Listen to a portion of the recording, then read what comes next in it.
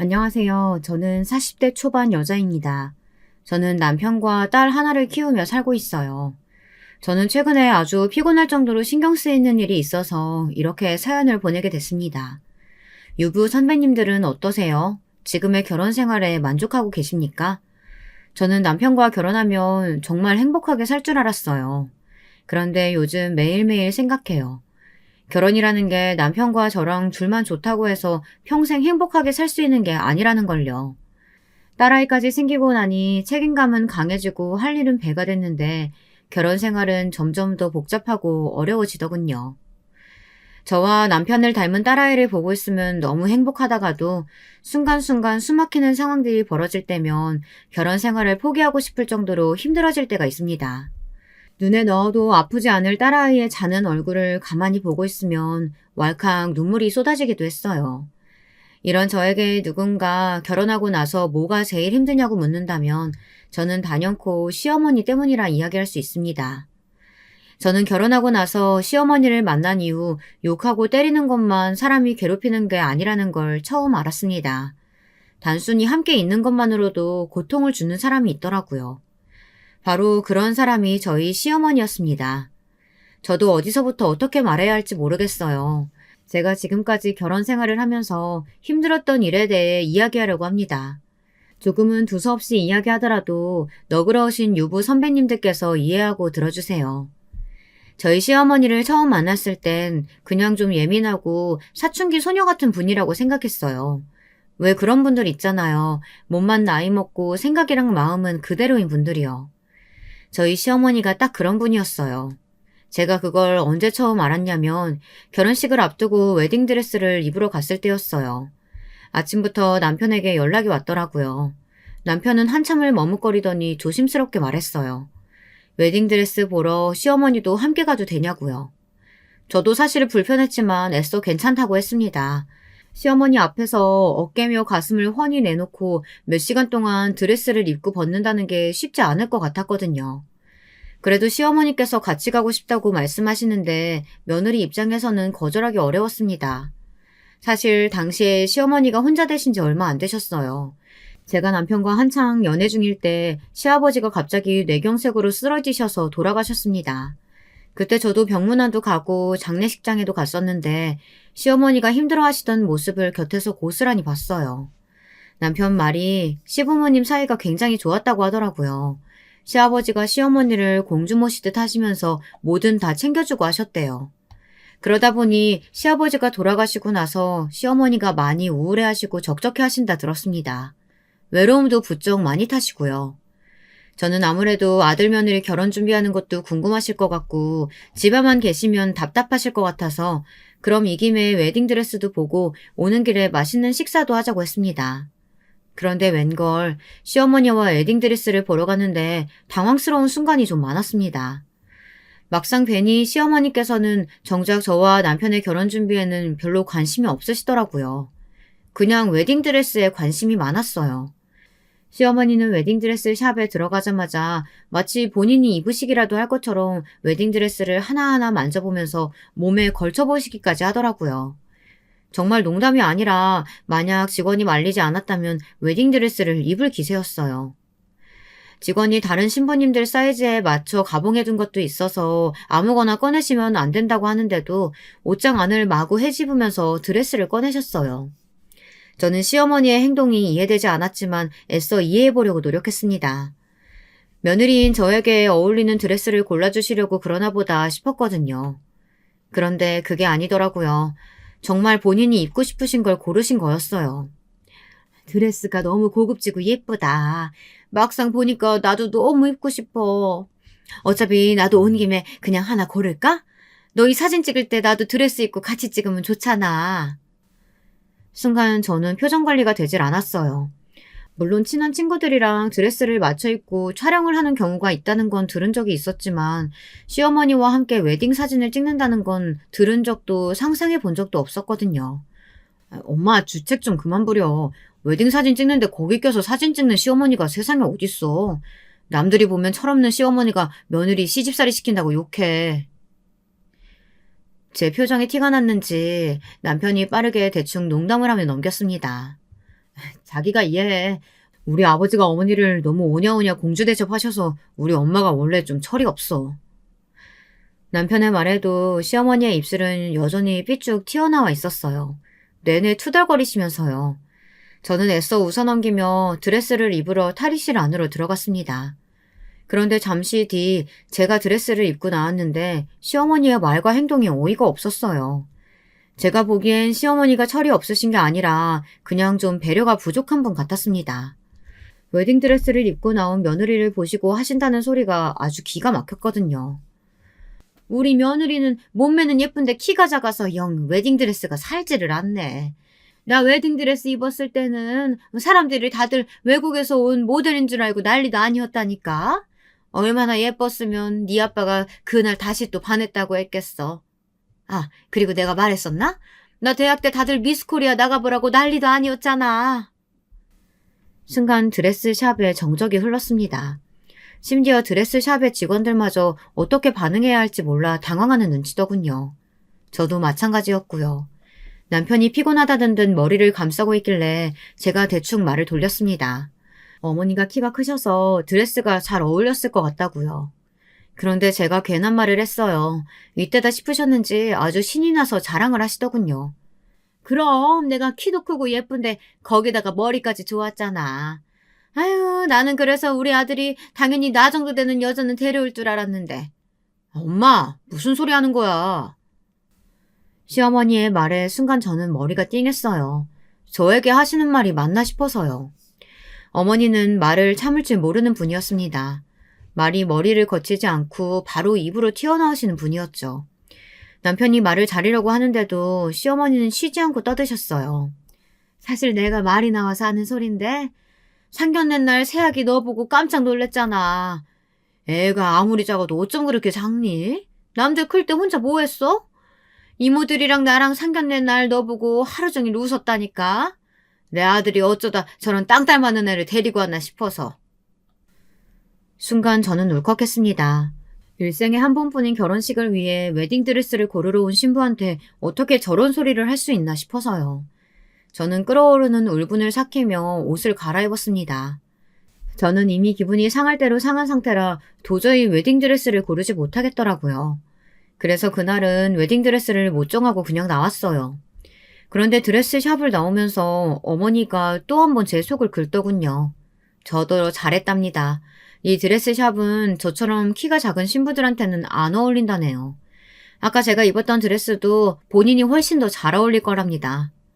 저는 결국 그날 드레스도 고르지 못하고 그냥 몸이 안 좋다고 대충 둘러대고 먼저 집에 돌아왔어요. 도저히 시어머니와 아무렇지 않은 얼굴로 마주보고 이야기하고 싶지 않았거든요. 집에 돌아와서도 기분이 풀리지 않아 남편에게 걸려온 전화도 받지 않았어요. 제가 전화를 받지 않자 남편은 연신 저에게 메시지를 보내놨더라고요. 시어머니가 원래 눈치가 좀 없어서 말을 함부로 할 때가 있는데 그게 전혀 악의가 없는 소리랍니다. 철이 없어서 하는 소리라고요. 저는 순간 욱해버려서 괜히 죄 없는 남편에게 퍼부었습니다. 자기 마음대로 상대방 무시하면서 함부로 말하는 게 그게 바로 악이야. 나 오빠랑 결혼하는 거 다시 한번 생각해봐야겠어. 시어머니면 평생 가족으로 얼굴 마주하고 살아야 하는 사람인데 아무래도 오늘 뵌 분을 평생 시어머니를 모셔야 한다고 생각하면 난 못할 것 같아. 저는 진심이었습니다. 괜히 그날 감정이 조금 상했다고 남편에게 따지듯 말한 게 아니었어요. 사실 시어머니의 말과 행동이 참기 힘들었던 건 그때가 처음이 아니었거든요. 웨딩홀 계약을 하던 날도 굉장히 불쾌했습니다. 그날도 시어머니께서 아무 생각 없이 저희 친정엄마에게 말실수를 좀 하셨어요. 결혼식을 치를 웨딩홀도 함께 구경하고 계약도 할 겸 해서 친정 부모님과 시부모님을 모시고 함께 갔습니다. 계약서를 작성하는데 이것저것 서류에 인적사항을 적을 게 많더군요. 친정엄마가 서류를 보시다 눈이 침침하다고 친정아버지에게 건네셨어요. 노안이 와서 눈도 잘 안 보이시고 어려운 말은 잘 이해하지 못하겠다고 하시면서요. 그런데 그 소리를 들으신 시어머니가 대뜸 이상한 소리를 하시더군요. 안싸도는 학교도 제대로 못 나오셨다고 하더니만 이런 사소한 것도 혼자 하기 좀 어려우신가 봐요. 이래서 사람이 공부를 해야 하는 건데 안 싸더니 저러셔서 바깥 싸더니 혼자 신경 쓰게 많으시겠어요. 순간 저는 제 귀를 의심했습니다. 정말 시어머니가 하신 이야기가 맞나 싶어서요. 친정엄마가 어릴 때 사정이 있어서 국민학교만 다녔다는 이야기를 제가 남편에게 한 적이 있긴 있어요. 아무래도 시어머니께서 그 소리를 들으시고는 마음대로 저희 친정엄마가 배움이 부족하신 분이라고 생각했던 것 같아요. 친정아버지와 제가 그런 게 아니라고 말을 하려고 하는데도 시어머니는 눈치 없이 남의 말은 듣지도 않고 당신 이야기만 하셨습니다. 어머, 뭘 또 굳이 그걸 설명하려고 그러세요. 괜찮아요. 제가 워낙 많이 배우고 점잖은 사람이라 절대 그런 거 가지고 사람 무시하고 그러지 않아요. 시어머니의 선을 넘는 푼수짓에 도저히 참기 힘들었던 저는 한마디 하려고 나서려고 했습니다. 그런데 친정아버지가 저를 말리셨어요. 별거 아닌 일 가지고 괜히 시어머니한테 말대꾸하지 말라고요. 친정엄마도 제 손을 잡으시며 어른한테 그러는 거 아니라며 저를 타이르셨습니다. 본인도 실수해놓고 괜히 민망해서 그러는 걸 거라고요. 부모님은 저를 생각해서 하신 이야기겠지만 저는 그날 밤 잠도 못 잘 정도로 억울했습니다. 그날도 그렇고 드레스를 보러 갔을 때도 그렇고 가만 보면 시어머니는 남의 말을 아예 듣지 않는 분이세요. 자기가 생각한 게 맞다고 생각하면 아예 남의 말은 듣지 않으시고 우기는 분이었죠. 거기다가 저도 처음엔 몰랐는데 시어머니를 겪다 보니 시어머니에게는 당신만의 부심이 2개나 있었어요. 바로 키 부심과 대학 부심이었죠.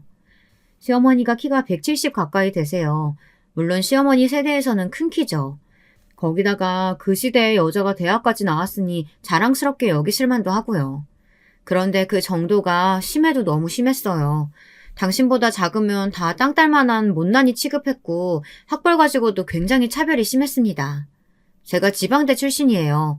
그걸 가지고도 얼마나 자주 이야기하셨는지 몰라요. 제가 다닌 대학을 처음 이야기했을 때에도 네이버로 대한민국 지도를 검색해서 보여주시더니만 도대체 그 대학이 어디 있는지 찾아보라고 하셨다니까요. 와, 우리 며느리 대단하네. 난 태어나서 처음 들어보는 대학인데. 그런 대학 나와서도 서울에 있는 회사 취직한 거면 인간 승리다, 인간 승리. 하긴 나처럼 명문대 나오면 뭐래. 지금 어차피 10원 한 푼 못 버는 할머니인데. 새아기, 네가 나보다 낫다. 칭찬인지 욕인지 분간도 안 되는 소리에 뭐라고 대꾸해야 할지 알 수가 없었습니다. 시어머니는 항상 그런 식이었어요. 원래 그런 분인가 보다 하고 기분이 나빠도 웬만하면 다 참고 넘어갔었는데 사돈한테까지 대책 없는 소리를 하실 거라고는 생각도 못했습니다. 제가 이런 말까지 안 하려고 했는데 사실 시어머니는 결혼 준비하면서 아무것도 한 게 없어요. 저희 친정 부모님께 그런 헛소리를 하실 게 아니라 고맙다고 인사를 하셔야 할 판인데 저로서는 어이가 없었습니다. 사실 남편네 집안 사정이 별로 좋지 않아요. 처음 결혼 준비할 때 그것 때문에 남편이 많이 힘들어했습니다. 남편은 대학을 졸업하고 바로 직장 생활을 시작해서 벌써 10년차 직장인이에요. 첫 월급부터 지금까지 내내 시어머니께 월급을 모두 다 드렸답니다. 당시에는 시아버지도 아프기 전이라 일하실 때였으니 당연히 남편의 돈은 다 저축을 하는 줄 알았대요. 시어머니도 젊은 놈이 돈 가지고 있으면 다 쓴다고 본인이 알아서 모아주시겠다고 하셨고요. 남편은 그 말만 믿고 계속 용돈을 받아서 썼대요. 그랬으니 남편은 당연히 시어머니가 알아서 모아두신 줄 알았던 거죠. 저와 결혼을 하겠다고 마음을 먹었을 때 남편이 시어머니에게 지금까지 모은 돈이 어느 정도 되냐고 물었는데 금액이 터무니없었답니다. 물론 남편도 예상하지 않은 건 아니었대요. 시아버지가 돌아가실 때까지 병원 신세를 오래 지셨으니 집안 사정이 좋지만은 않았다는 걸 남편도 알고 있었으니까요. 그래도 웬만한 비용은 시아버지 보험으로 모두 다 해결했고 시아버지 앞으로 나오는 연금도 있어서 크게 걱정하지 않았었는데 막상 텅텅 빈 통장을 보니 남편이 속상했나 보더라고요. 그래서 시어머니에게 돈을 모아준다더니 이게 뭐냐고 투덜거렸나 봐요. 이 돈 가지고 어떻게 장가가냐고 따져 물으면서요. 네가 벌어봐야 얼마나 벌어다 줬다고 그 돈 가지고 생색을 내냐? 그리고 요즘은 시대가 변해서 장가갈 때 남자가 꼭 다 집 사가야 하는 거 그런 거 아니다더라 뭐. 지금부터 둘이 살면서 열심히 돈 모아가지고 집도 사고 차도 사면 되지. 젊은 것들이 뭐가 걱정이야. 남편은 시어머니가 쓸데없는데 돈을 쓴 것도 아니고 집안 사정이 힘들어서 그런 건데 따져 묻기가 힘들었나 보더라고요. 그 일로 남편은 사실 결혼을 미루고 싶어 했습니다. 아무리 그래도 둘 다 나이도 있는데 지금 당장 남편이 가진 돈으로는 월세방밖에 구하지 못하겠다고 하더라고요. 저도 고민하지 않은 건 아니에요. 하지만 제가 남편과 결혼하고 싶은 마음에 저희 부모님에게 말씀드렸습니다. 그래도 저희 부모님은 사정이 좀 나으시거든요. 제 이야기에 부모님은 선뜻 결혼 준비를 도와주시겠다고 하셨습니다. 친정 부모님은 곧바로 회사 근처에 전셋집을 구해주셨어요. 그뿐만이 아니라 소소하게 들어가는 비용들도 거의 다 친정에서 많이 부담하셨습니다. 제가 친정 부모님께 죄송하다고 말씀드린 적이 있었는데 그럴 때마다 부모님은 저와 남편이 둘이 좋아하는 결혼인데 돈 가지고 왈가왈부할 필요 없다고 하셨습니다. 돈이야 남자든 여자든 조금 더 여유 있는 쪽에서 하면 되는 거지. 괜한 일로 결혼 전부터 문제 일으킬 필요 없어. 너희 둘만 행복하게 잘 살면 그걸로 되는 거야. 저희 친정에서는 그 정도로 신경 쓰고 저희 결혼에 도움을 주셨는데 아무것도 모르는 아이처럼 자꾸만 개념 없는 소리를 하시니 저는 정말 천불이 났습니다. 그뿐만이 아니에요. 시어머니는 욕심이 참 많으세요. 뭐든지 남들 하는 거는 다 따라해야 직성이 풀리시는 분입니다. 어느 정도냐면요. 자식만 보면 매일 입에 달고 사시는 말이 누구 엄마는 아들이 뭘 해줬다더라. 너희 이모는 딸이 뭘 사줬다더라. 이런 소리만 하셨어요. 물론 보통의 엄마들이 흔히 하시는 이야기라는 건 저도 압니다. 제가 그 정도도 이해 못할 정도로 속이 좁지는 않아요. 저도 결혼하고 얼마 되지 않았을 때까지는 다 받아들였습니다. 제가 들고 다니는 가방이나 화장품이 마음에 든다고 하시면 똑같은 걸 바로 사다 드리기도 했고요. 일하고 있는데 뜬금없이 전화 와서 홈쇼핑에 나오는 물건을 주문해달라고 하시면 군말 없이 다 주문해드렸어요. 그런데 이게 아이가 태어나고 나서는 좀 부담스럽더라고요. 사실 제 마음이 달라진 것도 있어요. 시어머니한테 서운한 게 이만저만이 아니었거든요. 시어머니는 항상 뭐든 받기만 하시는 분이지 누구한테 뭘 줄지는 모르는 분이셨습니다. 결혼하자마자 시어머니께서 저에게 그렇게 아이 낳으라고 닥달하시길래 저는 당연히 아이를 봐주실 줄 알았어요. 왜냐면 저에게 지나가는 말로 요즘은 맞벌이가 필수라고 하셨었거든요. 남자 혼자 벌어서는 절대 애 못 키운다고요. 그런데 막상 애가 태어나고 나니 시어머니는 관심도 별로 없으셨어요. 애를 보러 오셔도 예쁘다고 한두 번 안아보고 곧장 저에게 안기시곤 자기 이야기만 하기 바쁘셨습니다. 어쩔 땐 저희 집에 오는 것도 아이를 보러 오시는 게 아니라 자기 하소연만 하러 오시는 건가 싶을 정도였어요. 원래 저희 시어머니가 눈치가 좀 없으세요. 애가 울고 보채서 제가 좀 재우려고 하면 굳이 애 재우는 방까지 따라 들어와서 떠듭니다. 누가 보면 말 못해서 죽은 귀신이 붙었나 싶을 정도로 떠드는 걸 쉬질 않으셨어요. 현대백화점에서 15일까지 무스탕 세일한다고 해서 아줌마들하고 같이 갔다 왔는데 키도 작고 뚱뚱한 예쁜 애들이 무슨 무스탕을 입는다고 다들 하나씩 사더라. 무스탕은 나처럼 키도 훤칠하고 옷 맵시 있는 사람이 입어야 되는 건데. 다른 때 같으면 저도 어머니 하나 사시지 그랬냐고 했을 텐데 그날은 딸아이가 너무 울고 보채는 바람에 힘들어서 저도 말이 나오질 않았어요. 더군다나 시어머니가 자꾸 눈치 없이 시끄럽게 떠드는 게 너무 싫었거든요. 그래서 저도 모르게 싫은 소리 좀 했어요. 어머니, 작년에 사드린 모피도 그냥 있잖아요. 매일 따뜻한 집에만 계시면서 무스탕이 뭐가 필요해요. 어머머머? 애미 너 말을 이상하게 한다? 내가 언제 너더러 무스탕 사달라고 했니? 사람 무한하게 왜 정색을 하고 그래? 애 졸려서 징징 짜는 거 안 보이세요? 애 지어주실 거 아니면 시끄러우니까 잠깐 나가 계세요. 시어머니는 삐져서 그대로 집으로 가셨습니다. 그러고는 돌아가는 길에 남편에게 전화해서 울고불고 난리 아니었다네요. 며느리라고 하나 있는 게 자기 애 좀 운다고 힘들어서 시어머니한테 짜증까지 내고 떽떽거린다고요. 남편은 저더러 좀 참지 그랬냐고 어머니가 그러는 게 하루 이틀이냐고 타일렀지만 저도 아이를 키우는 게 너무 힘들어서 잔뜩 예민해진 상태라 시어머니의 철없는 투정까지 받아줄 여력이 없었어요. 거기다가 육아휴직은 끝나가는데 아이를 어떻게 해야 할지도 답이 없어 답답할 노릇이었습니다. 제가 육아휴직이 끝나면 남편이 회사에 이야기해보겠다고 하긴 했는데 아직 회사에서 확답을 받은 상황이 아니라서 걱정되고 불안했어요. 아기 얼굴을 볼 때마다 미안한 마음마저 들었습니다. 거기다가 얼마 전 집주인이 연락이 왔는데 전세금을 올려달라고까지 하더라고요. 저는 집주인에게 제 사정까지 이야기하며 부탁을 했습니다. 아이가 어려서 당장 이사를 하기도 어려운 상황이고 제가 육아휴직 중이라 벌이도 줄어서 그렇게 많이 올려드리기는 힘들어요.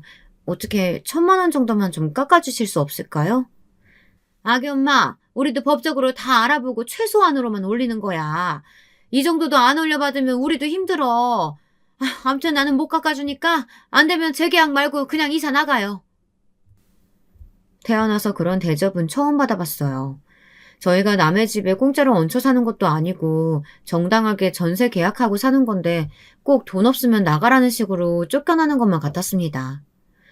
이런 상황에서 엎친 데 덮친 격으로 남편의 육아휴직까지 반려가 됐어요.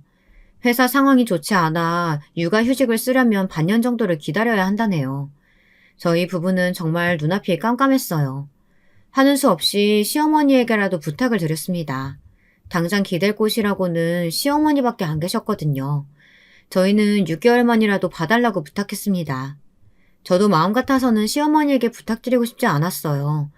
하지만 친정부모님은 두 분 다 일을 하시니 도저히 말씀드릴 수가 없었어요. 그런데 시어머니는 저희 상황 이야기를 다 들으시고는 단칼에 거절하셨어요. 오히려 애를 봐달라고 부탁하는 저를 나무라셨죠. 저더러 염치가 없다면서요. 애미야, 너 그렇게 안 봤는데 되게 이기적이구나. 너 일하겠다고 이 나이 많은 할머니한테 저 어린애를 맡기겠다는 거야?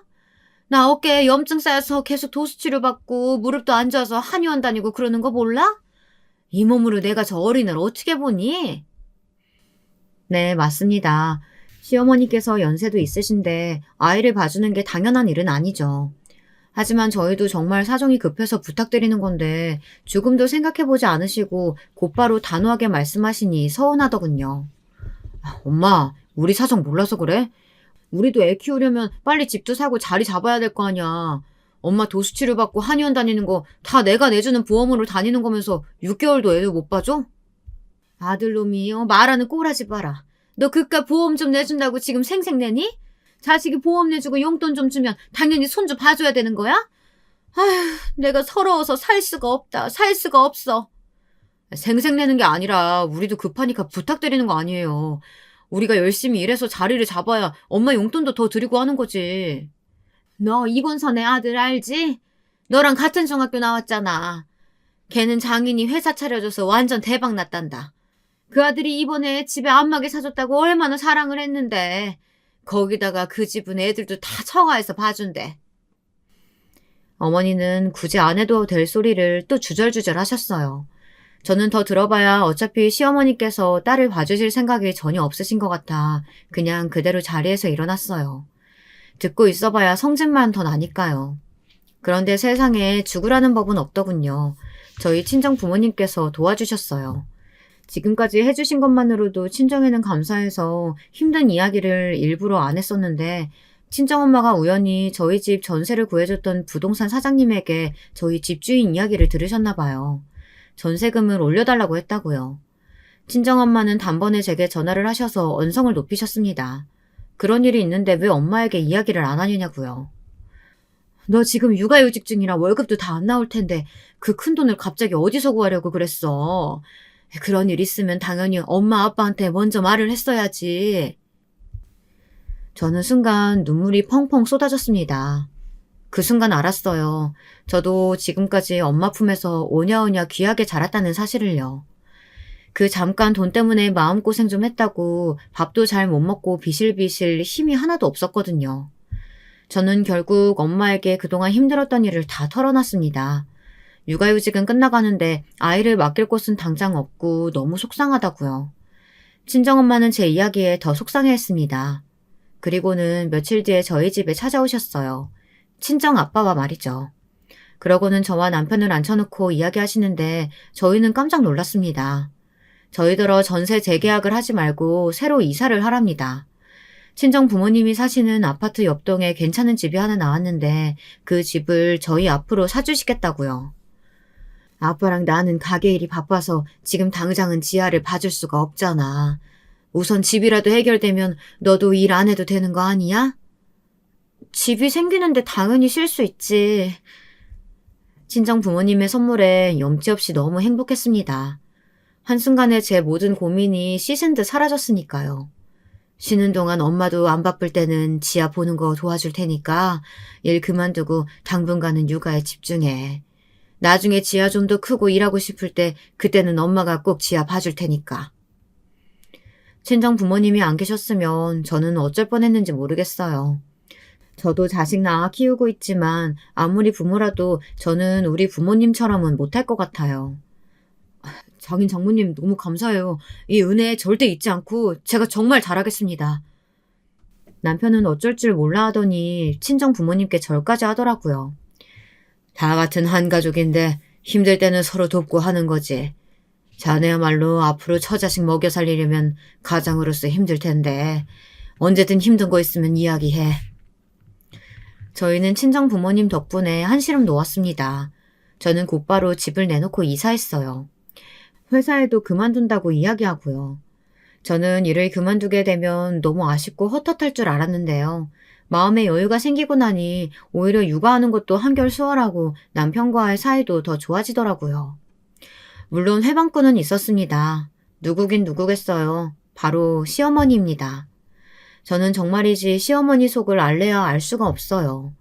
제 이야기를 듣고 계신 유부 선배님 중에도 분명 아들 결혼시키신 시어머니가 계시죠. 제 이야기를 듣고 시어머니의 입장에서 도대체 왜 그러는 건지 좀 알려주세요. 저는 아무리 생각해봐도 이해가 되질 않거든요. 저희가 이사를 다 하고 얼마 후 친정엄마 생신이었어요. 친정 부모님께서 집까지 사주셨는데 저희는 아무것도 해드린 게 없는 것 같아 이 김에 가족 여행을 가기로 했습니다. 시어머니랑은 사실 여러 번 다녀왔어요. 매번 시어머니가 가자고 조르셨거든요. 친구 누가 일본을 갔다 왔는데 그렇게 좋다더라 하셔서 일본 한 번, 또 한 번은 너무 우울해서 휴양지에 가서 며칠 편하게 쉬다 왔으면 좋겠다고 하셔서 한 번.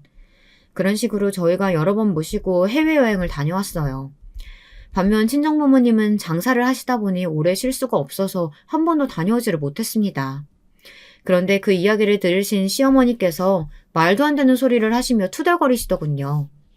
내 생일 때는 매번 밥만 먹고 선물 하나 덜렁 던져주면 끝이더만. 친정엄마 생일에는 비행기를 타? 아휴, 이래서 엄마는 딸이 있어야 하는 건가 보다.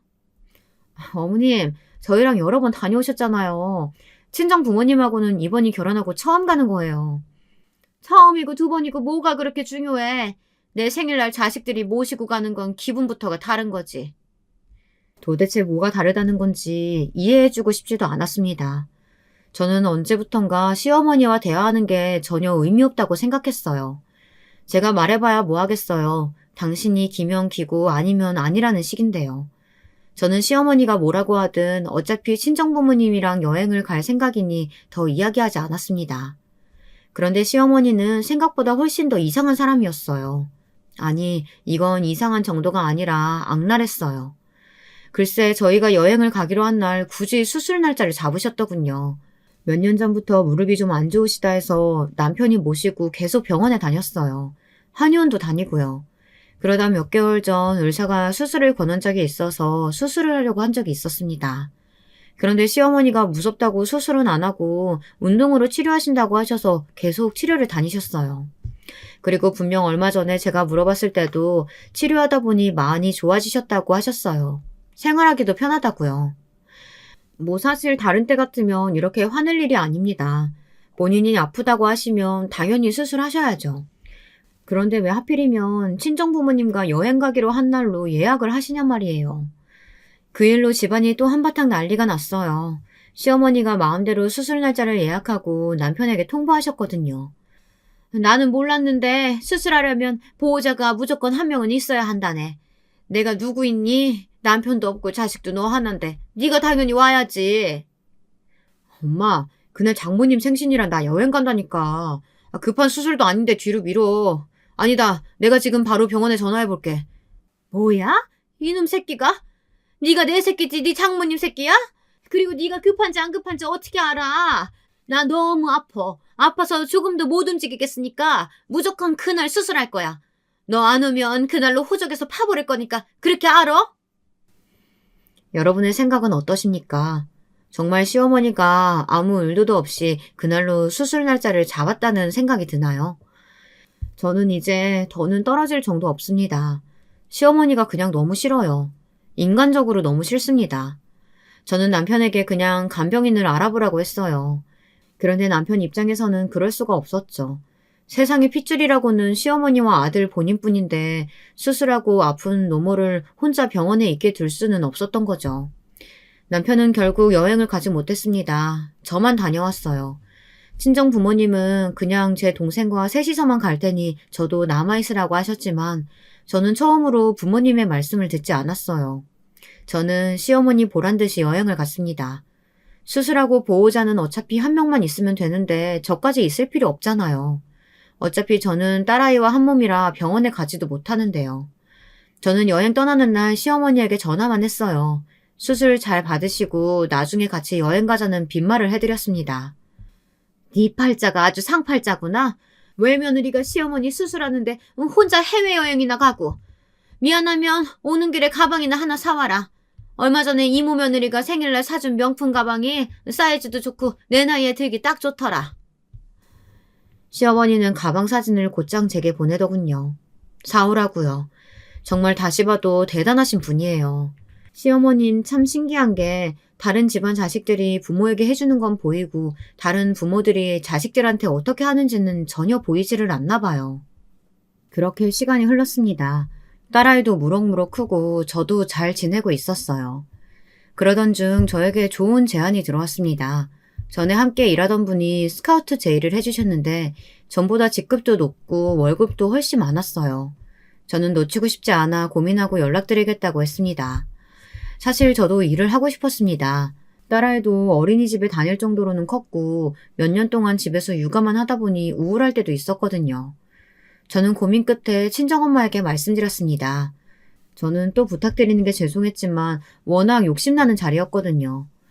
어린이집 끝나고 저와 남편이 퇴근하고 올 때까지만 좀 봐주실 수 있을까 부탁드렸습니다.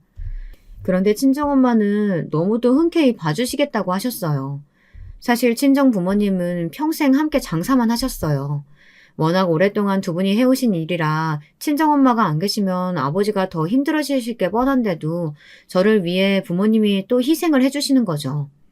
그나마 다행이었던 건 제 여동생이 가게를 물려받을 생각이 있다고 해서 얼마 전부터 가게에 나와 아버지 일을 도와주고 있다고 하더라고요. 그래서 친정엄마가 좀 한시름 놓고 지아를 봐주실 수 있겠다고 하셨어요. 저는 감사했습니다. 한편으로는 자식으로서 해드린 것도 없는데 매일 도움만 받으니 염치가 없다 싶기도 했어요.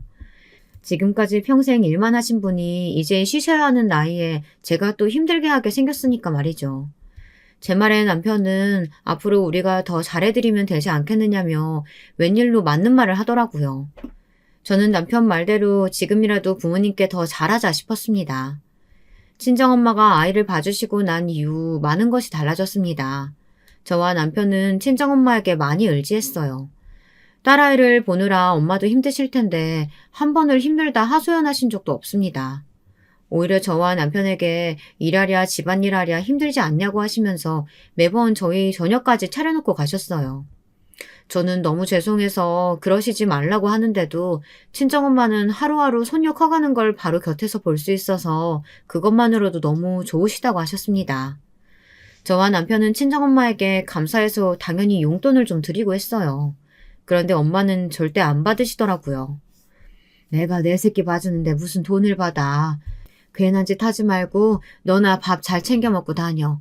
자꾸 돈 준다는 소리 하면 나 다시 안 올 거야.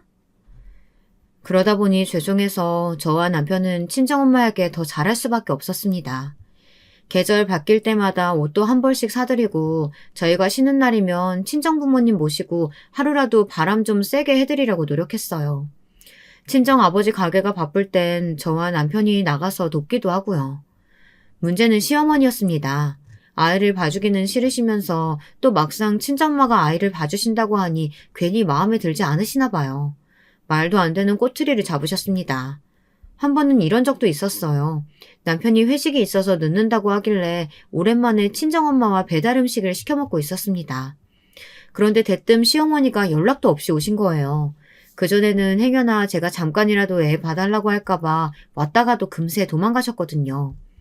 친정엄마는 오랜만에 만난 시어머니에게 배달 음식을 함께 먹자고 권했습니다. 그런데 거기다가 대고 시어머니는 웃기는 소리를 하더군요. 아유, 치킨에 배달비까지 이게 다 얼마야? 돈 벌겠다고 아이까지 맡겨두고 일하면서 이렇게 돈을 흥청망청 쓰면 어떡하니? 안 싸돈도 그래요. 애 봐준다고 생색내면서 이런 거 얻어먹고 그러면 안 되죠. 이래서 애들이 돈이나 모으겠어요? 시어머니의 막말에 저는 콧웃음이 다 쳐졌습니다. 저는 도저히 참을 수가 없었어요. 한두 번도 아니고 볼 때마다 친정엄마를 함부로 대하는 시어머니를 더는 봐줄 수 없었습니다. 어머니, 제발 말 좀 가려서 하세요. 그게 힘들게 손녀 봐주는 안싸돈한테 할 소리예요? 어이씨구, 너 어디서 시어머니한테 눈을 똑바로 뜨고 소리 지르니? 오호라, 너희 엄마가 집 좀 사줬다고 지금 내 앞에서 잘난 척 유세 떠는 거니? 제가 언제 유세를 떨었다고 그러세요? 어머니야말로 괜히 자격지심이 있으신 거 아니에요? 뭐야? 자격지심? 너 지금 말 다 했어? 어떤 정신 나간 며느리가 시어머니한테 감히 그딴 소리를 해? 하긴 국절 엄마의 지방대 출신이 뭘 배우고 알겠어. 고상한 내가 참아야지. 저는 순간 별의별 생각이 다 들더군요. 성격 같아서는 시어머니이고 뭐고 간에 다 뒤집어버리고 깽판치고 쫓아버리고 싶었어요. 그런데 그 순간 친정어머니가 시어머니에게 다가가시더군요. 안싸돈, 우리 딸내미가 요즘 일하면서 애 보느라 힘들어서 투정 좀 부린 거예요. 거기다가 나이 든 엄마가 애 보느라 고생하는 것 같으니까 얼마나 마음이 쓰이겠어요. 우리 딸 안쓰럽게 생각해 주시고 너그럽게 이해해 주세요. 어머니는 제 생각을 한다고 서글서글하게 웃으시면서 시어머니의 비위를 맞추셨습니다. 그러고는 저를 보시면서 연신 눈을 찡긋하셨어요. 저더러 참으라는 뜻이요. 저는 깊은 한숨을 몰아쉬었습니다. 손이 부들부들 떨릴 정도로 화가 나는데 엄마를 생각해서라도 참아야 한다고 생각했어요. 그리고 다짐했습니다. 제가 참는 건 딱 여기까지라고요. 한 번만 더 시어머니가 저를 무시하거나 친정엄마에게 말도 안 되는 소리를 하면 그때는 무슨 일이 있어도 참지 않기로요. 역시나 사람은 변하지 않아요. 시어머니는 역시 시어머니였습니다. 결국은 터질 일이 터지고야 말았죠. 제가 말씀드렸었죠. 저희 시어머니가 욕심이 많아서 남들 하는 거는 다 따라해야 한다고요. 시어머님이 동네 아주머님들과 드는 여행계가 있어요. 그 모임에서 이번에는 단체로 미국 여행을 가시나 봐요. 그래서 뜬금없이 영어 공부를 하시겠다고 난리를 치셨어요. 같이 모임하는 아줌마 중에 한 분 아들이 이태원에서 영어 학원을 한답니다. 그 아줌마 아들이 여러 명이 같이 등록하면 학원비를 싸게 해준다고 했다고요. 시어머니는 무조건 영어 학원을 다니겠다고 우기며 남편에게 영어 학원비를 달라고 졸랐습니다. 같이 어울려 다니는 아주머니들은 자식들이 다 해준다고 했다고요. 엄마 영어 잘하잖아. 그 나이에 그 정도면 됐지. 뭐하러 영어 학원까지 다녀. 아, 나 돈 없어. 그러니까 내가 학원 가서 보여줘야지. 그 아줌마들 다 고졸이면서 돈 좀 있다고 내 앞에서 얼마나 잘난 척 하는데. 난 애초에 자기들이랑 수준이 다르다는 걸 보여줘야지. 남편이 받아주질 않으니 시어머니는 무슨 어린애처럼 떼를 썼습니다. 저는 그 꼴이 보기 싫어 신경도 안 썼어요. 그러든지 말든지 저랑은 상관없는 일이라고 생각했습니다. 시어머니는 아주 남편을 들들 볶더니만 결국은 영어 학원비를 받아내더군요. 남편은 맨날 저에게 시어머니 때문에 힘들다고 하면서도 항상 시어머니에게 졌어요. 저는 남편과 싸우고 싶지 않아 넘어갔습니다. 그런 사소한 일까지 일일이 말하고 싸우다 보면 시어머니 일로 안 싸울 일이 없거든요. 어차피 몇 달 다니다 금방 그만두실 게 뻔하니 지켜보기로 했습니다. 그런데 그 일로 인해 생각지도 못한 일이 벌어졌습니다. 시어머니가 다닌다는 영어학원이 하필이면 이태원이에요. 저희 친정 부모님이 하시는 식당 근처요. 가만 보면 세상이 참 좁아요. 글쎄 이태원에 있는 학원 건물에서 친정엄마와 시어머니가 딱 마주친 겁니다. 그것도 절대 만나지 않았으면 좋았을 타이밍이에요. 일이 꼬이려면 그렇게 꼬이는지 친정부모님의 가게에서 그날따라 배달하는 직원이 나오질 않아 친정엄마가 배달을 가게 된 거예요. 마침 배달 갈 곳이 멀지 않은 곳이기도 했고요. 하필이면 그곳에서 시어머니를 딱 마주친 겁니다. 시어머니는 영어 수업을 마치고 친구분들과 나오는 길이었고 엄마는 배달한 음식을 들고 건물에 들어가는 길이었어요. 어머 사돈, 맞네. 그리고 보니 사돈네 가게가 이 근처였죠? 아이고 배달은 사람을 좀 쓰지. 그거 몇 푼이나 한다고 힘들게 직접 배달까지 가요. 우리 안싸돈 평일엔 아기 보랴, 주말엔 가게 일하랴 고생이 많으시네요. 저는 요즘 영어학원 다니고 있어요. 여기 다 저랑 영어 배우러 다니는 친구들이에요. 웬만한 일에는 화도 안 내시는 친정엄마까지도 그날은 시어머니를 보자마자 기분이 팍 상했답니다. 사람 말은 듣지도 않고 본인 말만 실컷 떠드는 게 도무지 이게 걱정을 하는 건지 사람을 먹이려는 건지 구분이 안 돼 더 화가 났대요. 주변 사람들도 많고 배달도 가야 하니 친정엄마는 애써 배달하러 가보겠다고 대충 말을 돌리고 자리를 피하려고 했답니다. 그런데 그때 시어머니께서 절대 해서는 안 되는 행동까지 하신 거죠. 뒤에서 시어머니가 친구분들에게 하는 소리를 듣고만 겁니다. 그것도 친구들 앞에서 영어 잘하는 모습을 보이고 싶었는지 영어로 막 떠들어대는 소리를요. 우리 안싸돈 사실은 국조리라 할 줄 아는 게 없어. 그러니 평생 저렇게 몸 쓰는 일이나 하면서 사는 거지. 국졸? 아유, 그건 너무했다. 집이 찢어지게 가난했나? 그건 아닌데 내가 봤을 때는 그냥 무식한 졸부 같아. 왜 있잖아, 죽어라 돈 벌어서 자식들 좋은 일만 시키는 졸부들. 우리 아들이야 좋지. 장인장모가 뼈 빠지게 일해서 다 우리 아들 쓰거든. 어머, 그래?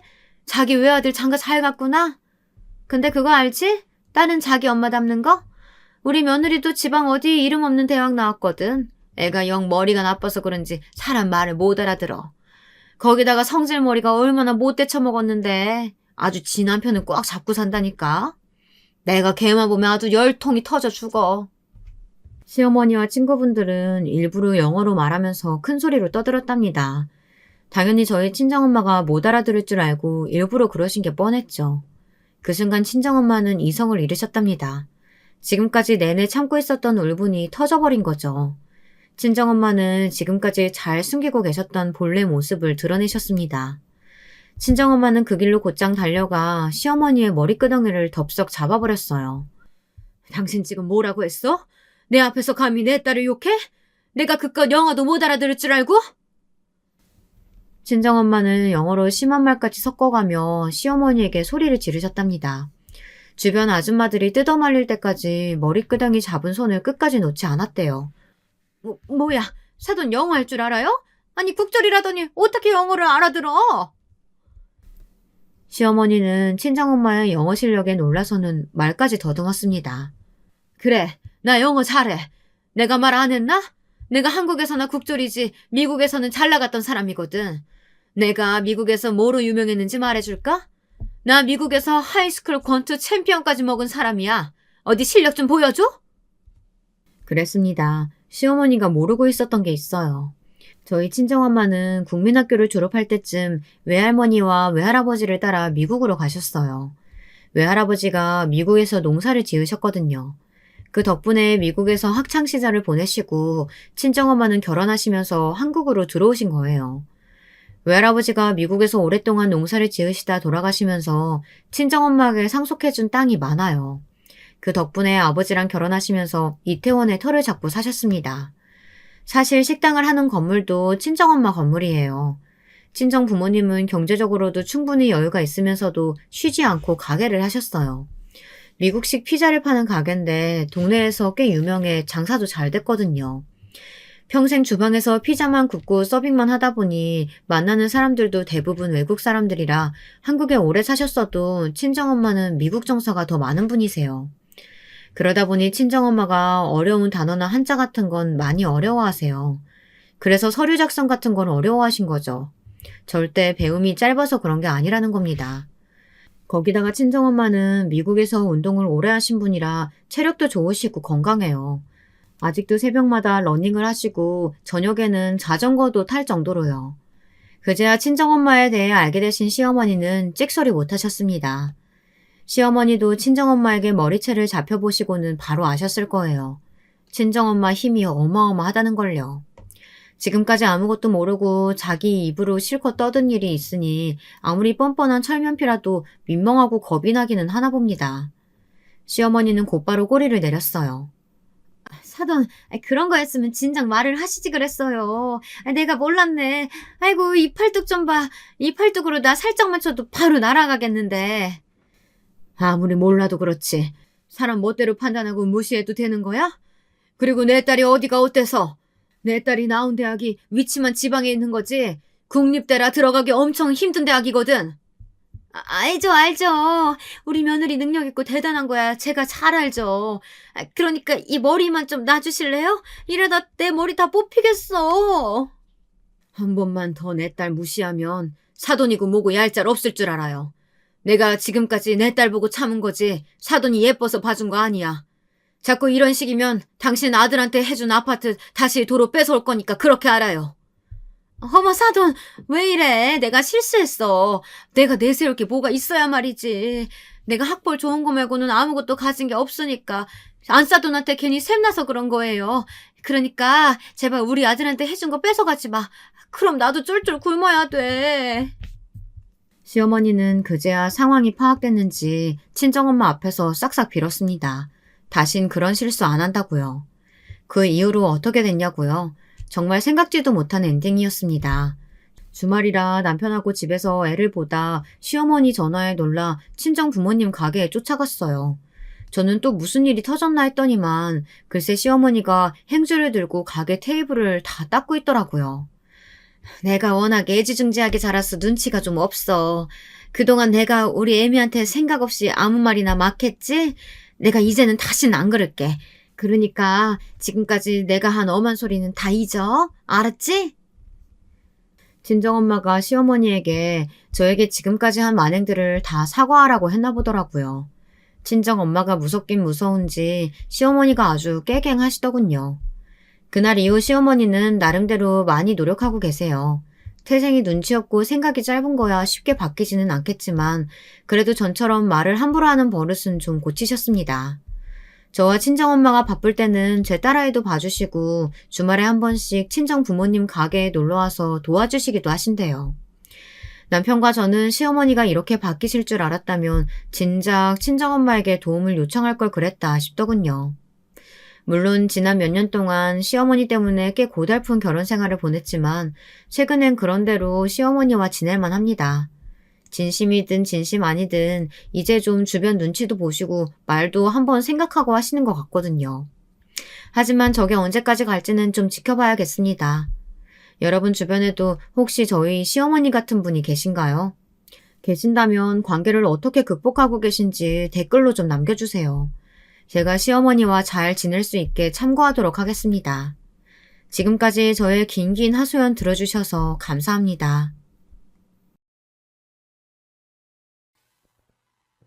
여러분, 두 번째 사연 시작하기 전에 좋아요, 구독 꼭 눌러주실 거죠? 그럼 두 번째 사연 바로 시작합니다. 안녕하세요. 저는 대한민국의 성실한 가장입니다. 토끼 같은 자식도 있고 여우 같은 마누라도 있죠. 유튜브 항의를 하다가 우연히 들어오게 된 사연 채널에서 많은 인생 선배님들의 사연을 듣고 저에게 있었던 웃기기도 하고 어이없기도 했던 사연을 한번 풀어보고자 합니다. 모쪼록 재미있게 들어주시면 감사하겠습니다. 먼저 저의 결혼 스토리부터 말씀드리겠습니다. 저희 부모님은 의류 관련 사업을 하시던 분들이었습니다. 섬유산업으로 유명한 도시에서 터를 잡고 사셨죠. 여러 원단을 거래하시고 사업을 하셨는데 젊은 시절에는 제법 크게 하셨던 것으로 들었습니다. 실제로 어렸을 때 우리 집은 유복한 편이었습니다. 그런데 제가 군대를 막 전역하고 20대 중반 대학 졸업을 앞둔 시기가 왔을 때 IMF가 오면서 사업을 정리하시게 되었죠. 저는 그때 영어 공부를 하랴 여기저기 회사 원서를 넣으랴 정신이 없었는데 부모님께서는 그때 결단을 내리시고 그냥 밀린 자금을 다 청산하시고 이제 사업은 그만하겠다 하셨습니다. 그 후로 그저 소일거리를 하시면서 지내셨죠. 가지고 계신 건물 관리만 하시면서요. 청소하기 귀찮으시다고 살던 아파트도 그냥 처분하시고 부모님 소유의 원룸 건물 옥상으로 이사를 가버리셨습니다. 사실 잘하면서도 워낙 남에게 어떻게 보일까에는 관심이 없으시고 본인들 편하게 지내는 걸 좋아하셨기에 많이 부유했음에도 외제차 같은 것은 타본 적도 없고 요즘은 흔하게 보이는 국산 중형차도 타본 적이 없을 정도니까요. 그래서 제 친구들도 아무도 저희 집 형편을 잘 몰랐습니다. 저 역시 딱히 이야기할 필요성을 느끼지도 못했고요. 20살이 넘었던 그때부터 저는 온갖 아르바이트를 해봤어요. 백화점에 가서 구두도 팔아봤고 새벽에 우유 배달을 뛰면서 저녁에는 호프집 서빙도 했습니다. 그런 아르바이트를 통해 배울 것이 많다는 부모님의 말씀을 따라 저는 그렇게 치열하게 20대를 보냈죠. 그러다가 거의 30살이 될 무렵 아르바이트로 나간 박람회장에서 지금의 아내를 만나게 되었습니다.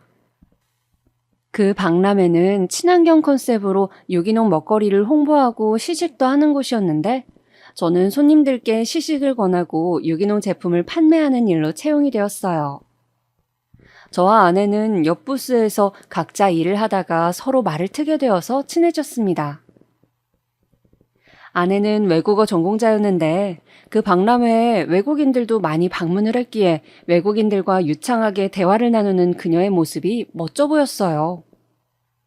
항상 출근 시간보다 30분 전에 도착해서 매장을 점검하고 목이 터져라 요령 피지 않고 성실히 일하는 모습이 저 사람을 좀 더 알아가고 싶다는 생각을 하게 하더군요.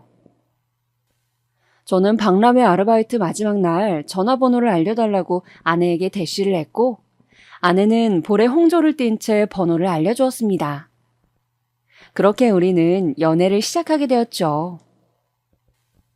당시 막 회사 신입티를 벗었던 저와 취업 준비 중이었던 여자친구. 우린 참 돈이 없었어요. 그래서 데이트를 할 때도 항상 저렴한 김밥집이나 백반집을 가서 먹기 일쑤였고 가끔은 도시락을 싸와서 동네 공원에 가서 먹기도 했습니다. 항상 비슷한 옷에 서류 가방 하나 덜렁 들고 뚜벅이로 다니는 저에 대해 여친은 아무런 불만도 없었습니다. 알뜰해 보이고 성실해서 좋다고 항상 웃어주었죠. 저의 금전적 배경을 하나도 모르는 상태에서 저를 이렇게 좋게 봐주는 그 사람이 참 좋았습니다. 그래서 조건을 내세워 선시장에 나가면 훨씬 선택지가 많겠지만 이렇게 진심으로 나 하나만 봐주는 사람은 없겠다 싶어서 이 여자와 결혼을 해야겠다고 마음을 먹었어요. 그 후 저는 다니던 회사를 그만두고 보일러를 다루는 중견기업에 이직을 했습니다. 보일러 쪽에서 나름 유명한 회사였고 연봉이며 복지 모두 전에 회사보다 괜찮았어요. 여자친구는 몇 년을 공부하더니 9급 공무원 시험에 붙게 되어서 동사무소에 출근을 하게 되었습니다. 저는 이제 결혼 이야기를 할 때가 되었다 싶어서 그녀에게 조심스레 이야기를 꺼냈습니다. 그날은 마침 연말이기도 해서 우리는 큰맘 먹고 멋진 레스토랑을 예약해서 스테이크를 썰고 있었죠. 저기 있잖아. 진아야, 우리 이제 취업도 확정되고 했는데 이제 그만 결혼하는 건 어떨까? 어? 오빠 방금 뭐라고 했어? 저는 손을 살짝 떨면서 미리 사둔 반지 케이스를 아내에게 줬습니다. 작지만 다이아가 박힌 심플한 반지였어요. 매장에서 인기 디자인이라고 해서 심사숙고해서 고른 것이었습니다. 여자친구는 반지 케이스를 열어보더니 한동안 아무 말이 없었어요. 나랑 결혼해 줄래? 내가 평생 손에 물 안 묻히게 해준다는 말은 못하겠지만 같이 고생한 만큼 노후에 우리 행복하게 살 수 있게 잘할게. 사랑한다. 전 아무 말이 없는 것이 불안했지만 소신껏 여자친구에게 정식으로 청혼을 했습니다. 그런데 그녀가 갑자기 눈물을 흘리는 것이었어요. 기쁨의 눈물이라고 하기에는 좀 석연치 않았습니다. 오빠, 실은 나 있잖아. 울면서 그 사람은 갑자기 부모님과 언니 이야기를 하기 시작했습니다. 그녀의 집은 평범한 중산층 집안이었어요. 아버지는 회사원이고 어머니는 가정주부셨죠. 위로는 언니가 한 명 있었습니다. 그런데 전부터 저와 만나는 것을 부모님도 언니도 마음에 들어 하지 않았다고 하더군요.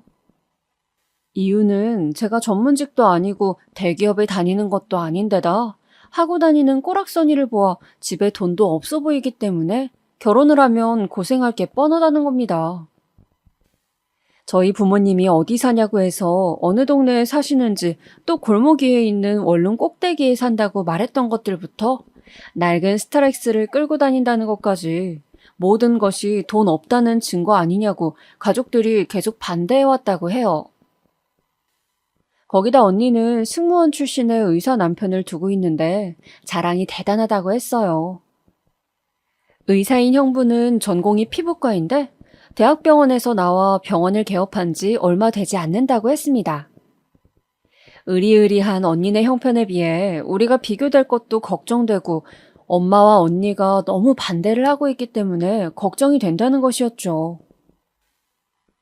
또 여친은 자신이 모아놓은 돈도 1,000만 원밖에 없는데 오빠도 돈이 없을 텐데 신혼집은 어떻게 마련하며 또 그런 무시를 당하면서 반대하는 결혼을 할 수 있겠냐는 거였습니다. 집에서는 공무원 시험에 합격한 올해 초부터 계속 선을 보라고 압박을 주고 있다는 이야기였죠. 그러면서 그녀는 제 손을 잡고 울면서 말하더군요. 우리 그냥 우리끼리 혼인신고 올려버릴까? 나는 오빠와 함께라면 단칸방에서 시작해도 괜찮을 것 같아. 정말 헤어지기 싫은데. 저는 지고지순한 그녀의 마음에 깊은 감동을 받았습니다. 이렇게 마음이 깨끗하고 착한 사람을 놓치고 싶지 않았어요. 그래서 그날 그녀에게 제 상황을 솔직하게 털어놓았죠. 사실은 부모님께서 예전에 사업을 크게 하셨고 사업을 접으면서 건물 몇 채와 땅, 상가를 가지고 있으며 상속세금을 걱정하셔서 이미 내 앞으로 상당 부분 증여를 마친 상태라는 것을요. 그래서 내가 가지고 있는 재산은 이미 몇백억 정도는 될 것이라는 이야기도 했습니다. 여자친구는 너무 놀란 나머지 토끼눈이 되더군요. 텔레비전 뉴스에서나 나오는 줄 알았던 큰 돈을 가진 부자가 가난한 줄 알았던 자기 남친이라고 하니 당황한 기색이 역력했습니다. 저는 그러니까 신혼집이며 뭐며 걱정할 것은 하나도 없다고. 다만 나도 부모님처럼 검소하게 살고 싶다고 남들 눈에 어떻게 보이든 난 내 소신껏 소박하게 신혼집을 얻고 살고 싶으니 결혼 허락받는 과정에서 내 재산에 관한 이야기를 다 털어놓진 않았으면 한다고 말했습니다. 그동안 부모님의 경험으로 보아 돈이 많다는 것을 주변에서 알게 되면 보험이다 뭐다 하면서 귀찮게 하는 사람도 많아지거니와 돈 빌려달라고 졸업한 지 20년, 30년 만에 친구들이 전화가 와서 매달리는 등 너무 피곤하고 힘든 일들이 많았기 때문이라고 저는 그녀를 설득했죠. 미안한 말이지만 여친 가족들 태도로 봐서 돈이 많다는 것을 알게 되면 귀찮게 할 것 같은 불길한 예감도 들었거든요.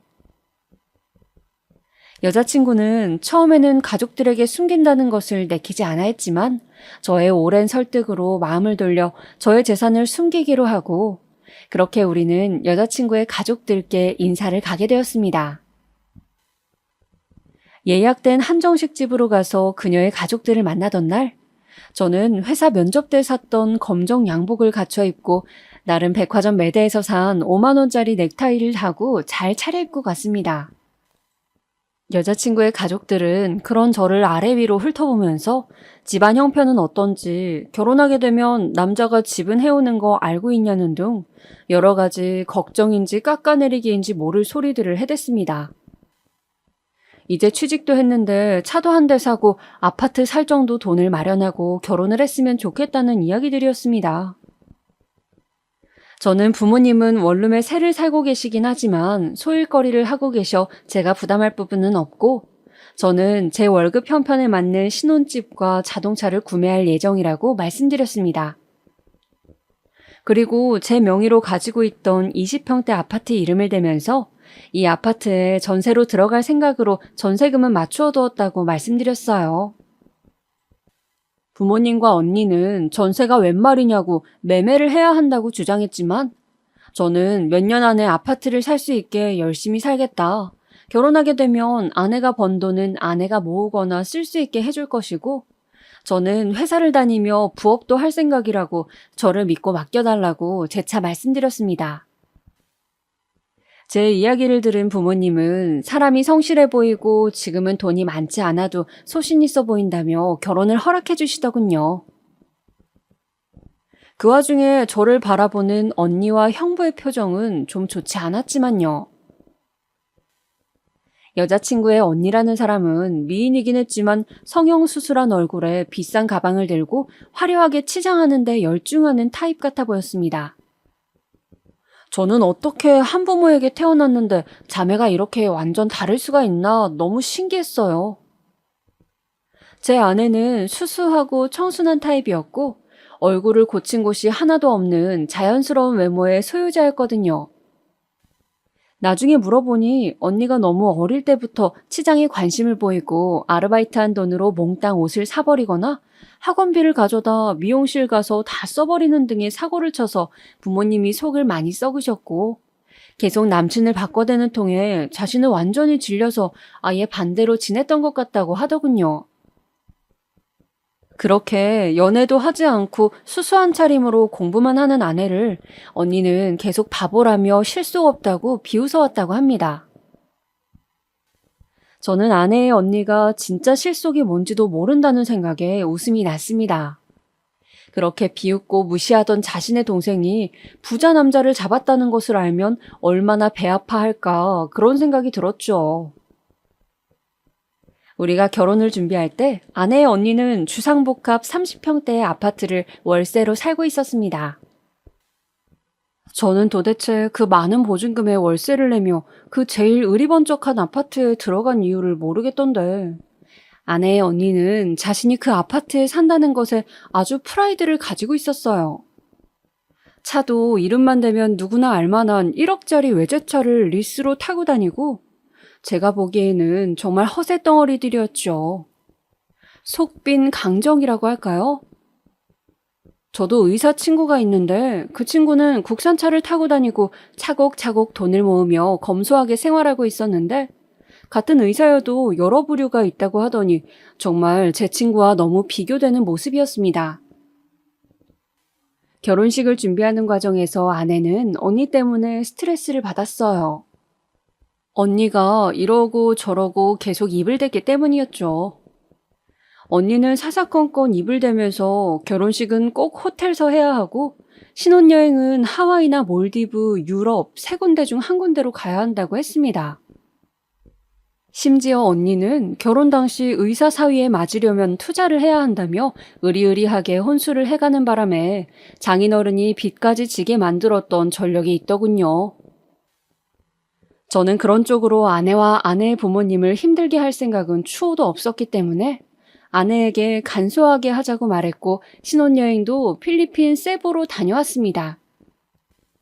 처형은 계속 그런 아내와 저를 비웃었어요. 신혼여행지가 뭐가 그렇게 중요하다고 이를테면 이런 식이었습니다. 아유, 요새 누가 동남아로 신혼여행을 가니? 다시 한번 생각해봐. 하와이나 최소 괌은 가야지. 그래도 미국령을 가야지. 미국이 그렇게 좋아요, 처형? 그럼요. 동남아하고는 진짜 차원이 달라요. 엄청 깨끗하고요. 자유여행 가면 진짜 좋은데 특히 하와이는 우리는 몰디브로 신혼여행 가고 그 다음에 여름휴가로 하와이 다녀왔잖아요. 자유여행으로 갔는데 신랑이 어찌나 영어를 잘하는지 전혀 불편함이 없고 좋았어요. 부럽네요. 저는 영어를 잘 못하는데. 의사들은 워낙 논문이다 뭐다 의학용어도 영어고 하니까 어쩔 수 없는 차이가 있죠. 그런 식으로 모든 대화는 차이점을 강조하고 자신들이 잘났다, 너희들은 가난하고 못 배웠다, 이런 식으로 항상 마무리가 되었습니다. 저는 정말 실력 있는 의사인 제 친구의 항상 겸손한 모습만 봤기 때문에 그런 처형 부부의 모습이 신선하기도 하고 한심하기도 했는데 아내는 나름대로 좀 속이 상하는 것 같았습니다. 계속 언니네가 당신을 무시하는 것 같다며 아내는 그냥 재산을 밝히면 안 되냐고 하더군요. 저는 그런 대화에 발끈해서 돈 있는 걸 밝혔다가 저 속물적인 처형 부부가 얼마나 들러붙을지 생각만 해도 피곤했기 때문에 언니네가 우리 부부를 아예 가난뱅이라 생각해주는 쪽이 좋았습니다. 아내는 나중에 아이를 낳으면 아이까지 같이 무시당하게 될 것이라며 나중에 애 교육이라도 비싼 영어 유치원도 보내고 좋은 옷도 사주겠다고 주장하다가 저에게 야단을 맞곤 했습니다. 저는 결핍이 아이의 교육에 얼마나 중요하고 또 필요한 교육인데 귀한 아이일수록 험하게 키우는 것이라고 다양한 사람과 섞여 치이기도 하고 다소 열악한 환경에서 교육도 받으며 스스로 자생하는 법을 익혀야 이 험한 세상 살아간다고 말했습니다. 저희 부모님이 저에게 누누이 했던 이야기처럼요. 우리가 늙어 죽을 때쯤 지금도 불어가고 있는 막대한 재산을 결국 아이가 혼자로 똑바로 관리할 수 있어야 하는데 아기를 아직 가지지도 않은 지금부터 좋은 걸 해주겠다는 그런 생각을 가지고 아기를 낳을 생각을 해서는 안 된다고. 저는 아내에게 언니 따로 만날 때도 절대 돈 있는 티 내지 말라고 신신당부를 했습니다. 그래서 아내는 물건을 사더라도 질이 좋지만 브랜드 티가 많이 나지 않는 것을 샀고 최대한 수수하게 하고 다녔죠. 차도 국산 소형차를 끌고 다녔습니다. 그러나 아내는 언니가 자신을 계속 무시하는 게 견디기 힘든지 제 말에 잘 따라주다가도 한 번씩 하소연을 하는 것이었어요. 언제까지 이렇게 말도 편히 못하면서 살아야 해?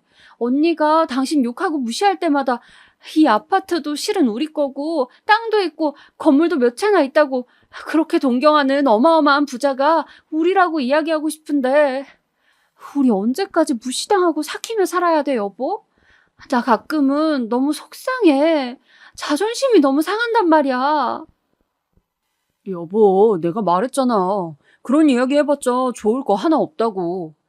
사람들이 돈 많은 사람 하나 주변에 생기면 얼마나 그 사람 팔고 다니는지 알아?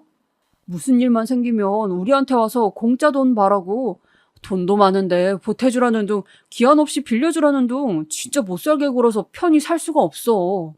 이건 내가 살면서 경험해봐서 잘 알아. 이 문제만큼은 내 말 믿고 계속 비밀 지켜줬으면 좋겠어. 저는 다시금 아내에게 간곡하게 부탁을 하는 것이었습니다. 그러던 중 아내와 처형은 어쩌다 보니 비슷하게 임신을 하게 되었습니다. 저는 본의 아니게 아내의 임신을 계기로 처형 내의 속사정을 알게 되었죠. 그 속사정이란 바로 경제적인 부분에 대한 것이었습니다. 비슷한 시기에 출산을 앞둔 처형과 아내는 같이 정보를 교환하기도 하고 출산 준비를 한다며 한동안 엄청 붙어 다녔습니다. 베이비 페어도 가고 아기용품도 사러 다녔죠. 그리고 조리원도 함께 가기로 약속을 했습니다. 당연히 처형은 된장녀답게 살고 있는 구에서 가장 비싼 곳을 골랐더라고요.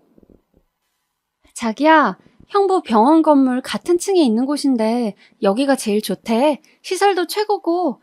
나도 여기 가면 안 될까? 근데 조리원비가 좀 비싼데. 언니가 자긴 갈 수 있는데 나보고 갈 수 있겠냐고 하더라고. 상담 갔었는데 괜히 기가 죽는 것 같기도 하고. 혹시 거기 이름이 노블레스야? 어? 어떻게 알았어? 아, 거기 내가 아는 곳이야. 실은 그 노블레스 조리원 건물 내가 관리인한테 맡겨놓은 것이거든. 그 조리원이라면 기억이 났습니다. 처음 새 들어올 때 조금만 깎아달라고 하도 관리인을 통해 이야기를 해서 제가 직접 대표를 만나서 이야기를 들어봤는데 산모들을 위하는 마음이 각별해 보였고 사업 성공을 자신했던 분이었죠. 항상 대표가 조리원에 상주하고 있었고 다른 것처럼 말만 럭셔리가 아니라 진짜 산모들의 일에 발벗고 나서는 곳으로 소문이 난 곳이었습니다. 제가 건물주이다 보니 가끔 평판 같은 것들을 체크하곤 했거든요. 처음 들어올 때 제가 형편이 어렵다고 해서 월세를 조금 깎아주었더니 나중엔 매출이 잘 나왔다며 돈을 더 얹어서 월세를 보냈던 대표여서 저도 그 사람의 인품을 알고 있었습니다. 거기 대표님이 아주 좋으셔. 이번에는 언니가 좋은 곳 잘 골랐네. 거기로 가도록 해. 내가 전화해 둘 테니까 할인 좀 해주실 거야. 아, 정말? 아, 잠깐만. 그러면 형부 병원도 이 건물이라고 했는데, 그러면 형부가 자기 건물에 새 들어있는 거야? 그러게. 내가 일일이 다 체크는 안 하고 그냥 간단히 보고만 봤거든. 관리인인 최 실장한테 한번 물어봐야겠네. 저는 그 길로 최 실장에게 건물에 피부과 하나 있지 않냐고 물어봤습니다. 최 실장은 전화를 받자마자 침을 튀기며 그 피부과 욕을 시작하더군요. 아, 대표님, 그 피부과는 왜요? 안 그래도 거기 때문에 제가 미치겠어요. 진짜 들어올 때부터 거지 행세를 하면서 돈 없다고 하더니 지금 월세 연체가 어마어마합니다. 저도 머리가 아파 죽겠어요. 혹시 월세 밀린 거 보시고 새 빼라고 연락 주신 거예요? 아, 아니요. 그 건너 아는 집인가 해서요. 아시는 분들이세요? 완전 골칫덩이에요. 무슨 의사가 그렇게 양심이 없는지 얼굴이 완전 철판이라니까요. 월세 이야기하려고 하면 맨날 자리에 없다 그러고 그러면서 차는요 리스를 했는지 무슨 1억짜리를 타고 다닌다니까요.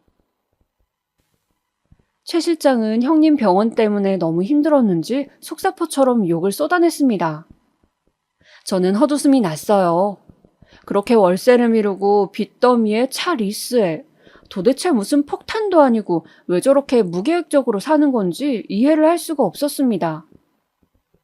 그러면서 무슨 허세를 왜 그렇게 부리고 다니는 건지. 저는 일단 월세 독촉은 하지 말라고 했습니다. 모르면 몰랐지 형님 네인 걸 안 이상 제가 월세 가지고 뭐라고 하는 것은 도리가 아니다 싶었죠. 그리고 아내에게 내가 건물주라는 거 말하지 말라고 당부를 했어요. 괜히 알게 되면 자존심 상해할 수도 있고 월세가 몇 달 밀렸다는데 무안해하지 않겠냐고 사정을 이야기했죠. 아내는 제 이야기를 듣더니 언니가 그렇게 자랑을 하더니 마음이 허해서 그런 거였냐며 언니 걱정을 했습니다. 그렇게 언니가 재수없다고 하더니 역시 마음이 착한 아내였죠. 저는 조리원 대표에게 전화를 걸었어요. 처음 들어올 때 사정했던 것 때문에 제가 유일하게 다이렉트로 연락하는 세입자였습니다. 조리원은 잘 되십니까? 아, 안녕하세요, 대표님. 덕분에 잘 되고 있습니다. 이제 소문이 제법 나서 산모분들이 굉장히 많이 오세요. 감사드립니다. 실은 다름이 아니라 제 아내가 이번에 임신을 하게 되어서요. 친언니도 비슷한 시기에 임신을 해서 두 분을 조리원 예약을 좀 부탁드리려고요. 대금은 말씀해 주시면 제가 오늘 보내겠습니다. 아유, 대금이라뇨. 무슨 말씀이세요? 우리 사이에 그런 이야기 하시면 섭섭하죠. 돈은 아예 안 받겠습니다. 대표님이 제가 처음 오픈했을 때 월세를 그렇게 파격적으로 할인해 주시지 않았다면 저는 진작에 망했을 거예요. 그 은혜를 갚을 기회를 주신다니 정말 감사하네요. 그렇게 조리원 대표님은 아내와 처형을 무료로 가장 최고급으로 모시겠다고 했습니다. 저는 아내에게 조리원 대표가 건너 아는 분이라 할인을 많이 받았다고 임신 선물로 조리원비를 내드리고 싶다고 전하라고 했어요. 제가 건물주인 것을 들키기 싫었기 때문이죠. 그렇게 제가 조리원비를 내준 것에 대해 처형은 고맙다고 인사를 하면서도 석연치 않은 표정이었어요. 가난뱅이가 어떻게 조리원 대표하고 아는지 궁금한 눈치였죠. 저는 그러거나 말거나 상관이 없었기 때문에 그냥 웃어넘기고 아무 말도 하지 않았습니다. 그렇게 아내와 언니는 무사히 임신기간을 보내고 조리원에서 조리를 잘하고 나왔습니다. 저는 다른 것에는 돈을 안 썼지만 아내의 임신 출산에는 아낌없이 지원을 해줬어요. 몸이 아픈데 아기를 돌보는 것이 너무 힘들 것 같아 상주 아주머니를 구해주고 아내가 조금이라도 피곤해하면 안 되기에 음식해주시는 아주머니도 고용했습니다. 아내는 제 덕에 호강한다며 자신같이 편하게 산후조리한 사람은 없을 거라며 진심으로 저에게 고마워했어요. 반면에 언니는 형편이 빠듯한지라 도우미를 3개월 쓰고는 바로 언니가 아기를 돌보기 시작했어요. 아내는 그런 언니가 불쌍하다고 가끔 가서 언니네 아기를 봐주곤 했습니다. 그런데 아내가 너무 건강하고 혈색이 좋으니 언니가 자꾸 물어본다는 거였어요. 너 집에서 남편하고 교대로 아기 돌보는 거 맞아? 응, 가끔 시어머니도 오셔서 도와주시고 오늘은 남편이 휴가 쓴다고 해서 맡기고 나왔어. 그런데 왜 넌 하나도 안 힘들어 보이지? 애가 순한가 보다. 나는 사람을 썼는데도 이렇게 힘든데 아니면 육아 체질이 있나? 그러게 말이야. 언닌 나는 왜 애기 돌보는 게 하나도 안 힘들지? 체질인가? 아내는 그렇게 둘러대며 계속 상주 시터가 있다는 것을 비밀로 했습니다. 시터를 쓴다고 말하면 되지 않냐고요? 시터비가 꽤 비쌌기 때문에 상주 시터를 쓴다고 하면 그 돈이 어디서 나왔냐부터 시작해서 끝없이 의심을 가질 것 같아서 아예 말을 하지 않는 게 맞다고 저는 생각했습니다. 그런 거짓말까지 불사할 정도로 저는 제 형편을 알리고 싶지 않았거든요. 그렇게 아기가 어린 시기를 잘 지내고 드디어 처형내 아기와 우리 딸 모두 유치원에 갈 나이가 되었습니다. 아내는 영어 조기 교육에 대한 열망이 강했습니다. 그래서 저에게 영어 유치원만은 꼭 보내고 싶다고 강조를 했어요. 저는 일반 유치원을 보냈으면 한다고 말했지만 아내는 언니와 입학 설명회를 다니면서 영어 유치원을 꼭 보내게 해달라고 계속 주장을 했어요.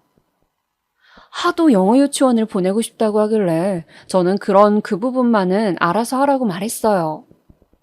너무 아내에게 계속 티를 내지 말라고 하기도 좀 그랬고 영어를 잘하면 우리 아이에게 좋겠지 싶은 마음도 있었거든요. 그런데 아내는 가장 좋은 영어 유치원에 들어가기로 했다고 며칠간 들떠하더니 갑자기 언니의 전화를 받고 울음을 터뜨리는 것이었습니다. 언니, 내가 그렇게 부탁했잖아. 우리 애 꼭 그 영유 갈 거라고. 입학 따놓은 당사기라고 하더니 이제 와서 자리가 다 찼다는 게 말이 돼? 아니, 그 영유가 너도 알다시피 좀 비싸잖아. 그리고 우리 남편 고객인데 그분이 재산이 50억이나 되고 엄청 잘 사는 분이라네. 그 영유를 꼭 보내고 싶다면서 나한테 도와주면 골프 라운딩 대접을 하겠다고 해서. 어차피 넌 돈도 좀 무리 아니었어? 매달 나가는 유치원비 내기에 너무 빠듯하잖아.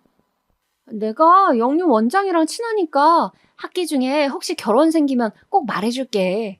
일단 너네 애는 일반 유치원 입학시키는 게 좋을 것 같아. 내 입장 이해 좀 해주라. 어? 정말 미안해. 응? 너무 섭섭해하지 마. 언니는 자기 입장만 이야기하고 거의 울먹거리는 아내를 무시하며 전화를 끊는 것이었어요. 저는 아내가 어깨를 들썩거리면서 우는 것을 그때 처음 보았습니다. 말없이 화장대 의자에 기대어 눈물을 쏟는 아내를 보자 저도 부하가 치밀어 오르더군요. 보자 하니까 정말 사람을 무시해도 정도가 있지. 어떻게 친자매인데 이렇게까지 사람을 함부로 대할 수 있을까요? 저는 아내가 너무 속상해해서 그냥 영어 유치원 보내는 대신에 매일 영어로 대화를 30분씩 나눌 수 있게 원어민 선생님을 구해서 1대1로 제 딸에게 붙여주었습니다. 사실 영어를 그렇게까지 해야 하나 싶었지만 아내가 너무 슬퍼하는 바람에 그냥 돈을 쓰더라도 아내 기분을 달래주고 싶었거든요. 아내는 제가 그렇게 잉글리쉬 튜터를 붙여주자 기분이 좀 풀린 듯 했죠.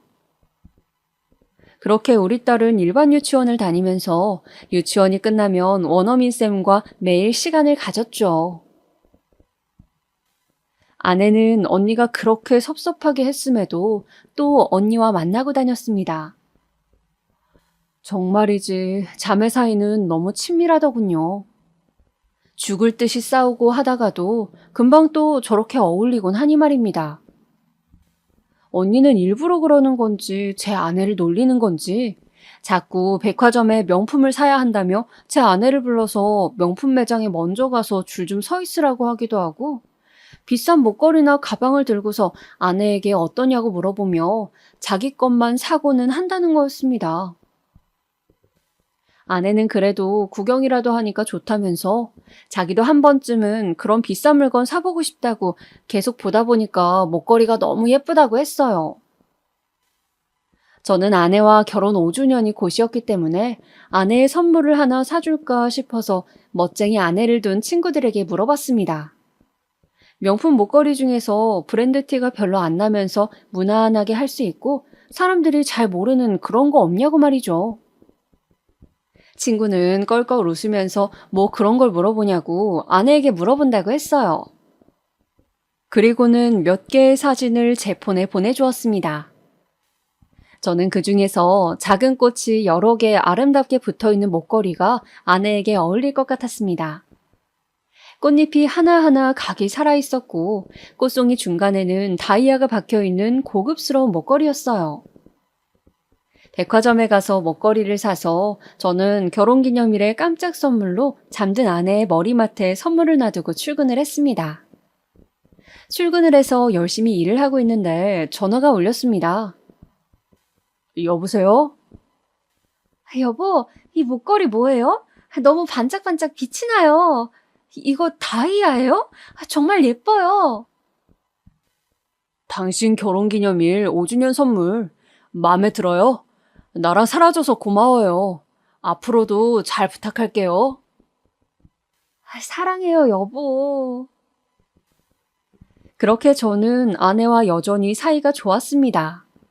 결혼 생활이라는 게 서로의 배려 없이는 안 되는 것인데 아내와 저는 이런 점에 있어서 서로가 싫어하는 일은 하지 않으려고 애를 썼죠. 저는 특히나 아내가 제 재산을 밝히지 않고 비밀을 지켜주는 것이 정말 고마웠습니다. 아내 역시 그런 저의 마음을 알고 저에게 항상 고맙다고 말해주었죠. 결혼기념일이 지나고 얼마 안 있어 처형이 생일이라며 아내가 생일 파티에 간다고 했어요. 무슨 생일 파티? 언니가 친해진 동네 애엄마 친구들하고 장소를 빌려서 파티 형식으로 맛있는 거 먹는다고 나보고도 친구 사귈 겸 오라고 해서 가기로 했거든. 아내는 동네 친구가 별로 없었던지라 들떠 보였어요. 언니가 친한 사람들이라니까 숫기 없는 자신도 잘 어울릴 수 있을 것 같다고 무슨 옷을 입고 갈지 무슨 말을 할지 며칠을 고민했습니다. 저는 그런 아내의 모습이 순수한 소녀 같아서 보기 좋았어요. 그래서 잘 놀다 오라고 용돈을 두둑히 주었죠. 드디어 대망의 생일 파티 날이었어요. 아내는 택시를 타고 모임 장소인 호텔로 갔습니다. 저는 아내의 즐거운 하루를 바라며 딸과 같이 놀고 저녁을 먹이고 잠자리에 들었습니다. 이제 딸도 제법 커서 잘 때 엄마를 예전보다는 덜 찾았어요. 딸아이를 꼭 안고 잠이 들었다가 얼핏 무슨 소리가 들리는 것 같아 저는 거실로 나갔습니다. 거실에는 언제 왔는지 아내가 소파에 앉아 있었어요. 당신 언제 왔어? 재밌었어? 여보. 놀랍게도 고개를 든 아내의 눈에는 눈물이 흐르고 있었습니다. 화장을 한 채로 울어서 까만 눈물이 얼룩진 얼굴이었어요. 저는 깜짝 놀라서 아내에게 말했어요. 왜 그래? 무슨 일이야, 여보? 여보. 아내의 말인즉 모임에 가서 잘 인사를 하고 어울리려고 애썼는데 어쩐지 사람들이 자기랑 말을 섞지 않으려 했다는 것입니다. 그들은 아내의 가방이 평범한 가죽 가방인 것을 보고 또 아내의 옷차림을 보고는 픽 하고 비웃으면서 자기들끼리 어울렸고 처형 또한 처음엔 동생이라고 소개를 하면서 얘는 우리랑 좀 다르지만 착한 애라는 식으로 자신을 무시했다고 합니다. 그것만 가지고 울 정도로 기분이 상한 것은 아니었는데 저녁 식사를 하는 테이블에서 정말 기분 나쁜 일이 벌어졌다고 해요. 그 목걸이 혹시 반느 거 아니에요? 얼마 전에 어떤 여배우가 하고 나와서 저런 디자인도 있었냐고 난리였던 그거. 그러고 보니 그렇네요. 그 브랜드가 워낙에 클로버 모양이 유명하긴 한데 저 꽃잎이 있는 것도 요즘 좀 뜨는가 보더라고요. 하나 사셨나 봐요? 유행에 민감하신가 보다. 아, 저 아내는 제가 무슨 브랜드를 사줬는지도 잘 몰랐기 때문에 일단은 뭐라고 말해야 할지 말을 고르고 있었어요. 그때 아내 언니가 나서서 말했다고 합니다. 아유, 얘는? 이런 데 오면서 가짜를 하고 오면 어떡해. 죄송해요. 제 동생이 금은방에서 하나 샀나 봐요. 카피인 줄도 모르고. 아유, 정말요? 요새 이런 것도 카피가 나와요? 진짜 정교한데? 신기하네요. 없는 사람들은 또 이런 거 사서 스트레스 푸나 봐요. 아유, 저는 그런데 가짜 들고 백화점 가면 괜히 기분이 좀 그럴 것 같던데. 괜히 양심에 찔리고 그런 거 없으세요? 사실 저는 남편한테 선물 받아서 잘 몰랐어요. 그냥 제 눈에는 예뻐서 하고 온 건데 죄송합니다. 아내는 그렇게 많은 사람들의 농담인지 비아냥인지 모를 이야기를 들으며 사과를 했다고 합니다. 그러고 집으로 돌아오는데 호텔 앞에 질비한 외제차를 보고 택시를 잡고 있는 자기 처지가 서러워 눈물이 났다고 해요. 그렇게 아내는 저에게 하소연을 한 뒤 지쳐서 잠이 들었습니다. 저는 잠든 아내의 얼굴을 보고 생각했어요. 언제까지 내 고집을 앞세워 아내를 힘들게 할 수는 없다고. 아내의 언니가 지속적으로 아내를 무시하고 있으니 한 번은 제대로 말하는 게 좋을 것 같다는 생각이 들었습니다. 그런데 막상 말하려고 하니 언제 어떻게 말해야 할지 잘 모르겠더군요. 그렇게 망설이고 있는 중에 명절이 다가왔습니다. 명절날 본가에 들렀다가 우리 부부는 일찌감치 처가에 들렀습니다. 처가에는 이미 처형내가 와 있었어요. 한우 세트며 비싼 선물을 잔뜩 들고 온 의사 사위에게 장모님은 오늘도 흐뭇한 미소를 지으며 말을 걸고 계셨죠. 결혼을 허락하실 때 성실해 보여서 결국 허락은 하셨지만 제 형편이 좋지 않다고 생각해서 장모님은 저에게 잘 눈길을 주지 않으셨어요. 아무래도 돈을 좋아하는 속물적인 처형의 모습은 엄마인 장모님에게서 온 것 같았죠. 제가 왔다고 인사를 드려도 장모님은 고개만 까딱할 뿐 제 쪽은 쳐다보지도 않으셨습니다. 저는 매번 그래왔기에 별 생각 없이 자리에 앉았어요. 그런데 제가 앉은 자리에 스틱형 홍삼이 하나 있는 것이었습니다. 요즘 TV에서 광고하고 있는 제품인가 싶어 무의식 중에 뜯어서 입에 넣고 있는데 갑자기 제 쪽을 보신 장모님이 소리를 지르시는 거였습니다. 아니, 그걸 자네가 왜 먹나? 우리 의사 사위 주려고 내가 챙겨놓은 건데. 죄송합니다, 장모님. 저는 그냥 요새 좀 피곤하고 그래서 제가 다시 사다 놓겠습니다. 저는 무한한 마음에 웃으며 말씀을 드렸죠. 그런데 장모님은 그날따라 이상하게 화를 내시는 것이었어요. 아니, 자네는 능력도 없는 주제에 식탐은 많구만. 그걸 그래 보자마자 낼름 먹나? 아유, 속상해서 원. 집에서도 우리 애는 밥 먹을 시간도 안 주고 자네 혼자 다 퍼먹는 거 아닌가? 안 그래도 첫째에 비해 우리 둘째가 결혼 잘못해서 고생하는 것 같아 안쓰러운데. 식탐 좀 줄이게. 엄마, 말이 좀 심한 거 아니야? 우리 자기가 뭘 어쨌다고 그래. 그 홍삼 그게 뭐라고 그거 먹었다고 구박을 해요. 아니, 내가 그동안 최대한 말을 안 하려고 했는데 안 그러니? 사위가 둘 있는데 하나가 완전히 처지면 그래서 딸 하나는 의사 사모님 들으며 호강을 하는데 또 하나는 고생만 찍싸게 하고 있으면은 엄마인 내 마음이 어떻겠어? 어? 엄마. 말해보게. 자네는 언제쯤 돈 많이 벌어서 내 딸 고생 그만 시킬 건가? 애가 후줄근한 것이 속상해 죽겠구만. 제 언니 좀 보게. 같은 집에서 같은 밥 먹고 컸는데 이렇게 행색이 다르나? 이게 다 누구 때문인가? 장모님은 그동안 많이 참았다는 듯이 저를 몰아세우시더군요.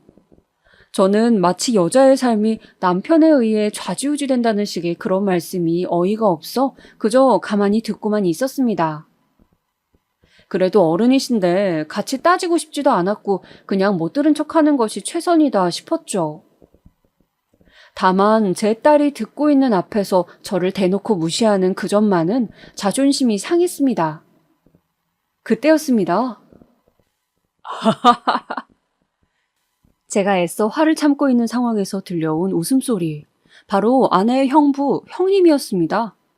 저는 겨우 참고 있던 화에 기름을 붓는 듯한 기분이 들었죠. 형부, 왜 웃으시는 거예요? 아내도 기분이 나빴는지 평소 아내답지 않게 형부에게 대놓고 물어봤습니다. 아니, 없으면 없다고 인정을 하면 되는데 어차피 못난 걸 아는데 인정을 안 하니까 보는 사람들이 답답한 거지. 동서, 자네 이제 그만 자네가 능력 없다고 인정하면 되지 않나?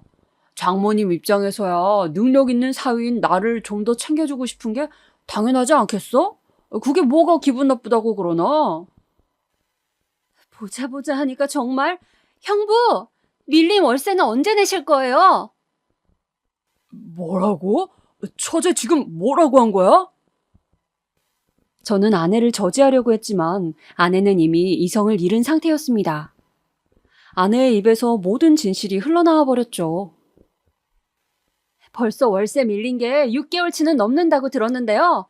최 실장님이 얼마나 짜증을 냈는지 아세요? 의사랍시고 폰만 재는 사기꾼이라고요. 최 실장? 아니 그 건물 관리인을 어떻게? 최 실장님이 건물주가 젊은 남자라고 이야기 안 하던가요? 평범하게 회사 다니는. 네, 바로 지금 모두가 무시하고 있는 능력 없다는 제 남편이 바로 그 건물 주인입니다. 아시겠어요? 몇백억대 부자를 눈앞에 두고도 전혀 모르셨죠?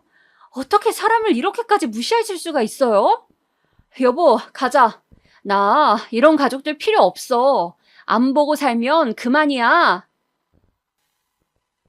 그렇게 아내는 불같이 화를 내더니 제 손목을 끌고 제가 어버버 하는 사이에 저를 끌고 나와버렸습니다. 저는 황당하기도 하고 한편 그렇게 화가 난 아내의 모습이 걱정스럽기도 해서 아내와 한참을 공원에 앉아 있었어요.